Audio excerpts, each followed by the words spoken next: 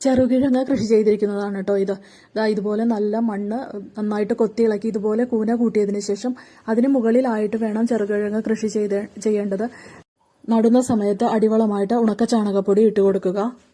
മുളകൾ വന്ന് വള്ളി വീശാൻ തുടങ്ങുന്ന സമയത്ത് വീണ്ടും 2 പിടി ഉണക്ക ചാണകപ്പൊടി കടഭാഗത്ത് ഇട്ട് കൊടുത്തിട്ട് മണ്ണ് അതിന് മുകളിലായിട്ട് വീണ്ടും ഇട്ട് കൊടുത്ത് നന്നായി നനച്ചു കൊടുക്കുക. വള്ളികൾ പടർന്നു പന്തലിക്കുന്നതിന് വേണ്ടിയിട്ട് ചെറിയ കമ്പുകൾ കുത്തിക്കൊടുക്കാം. രോഗകീടബാധകളൊന്നും സാധാരണയായിട്ട് ചെറുകിഴങ്ങ് കൃഷിയിൽ ബാധിക്കാറില്ല.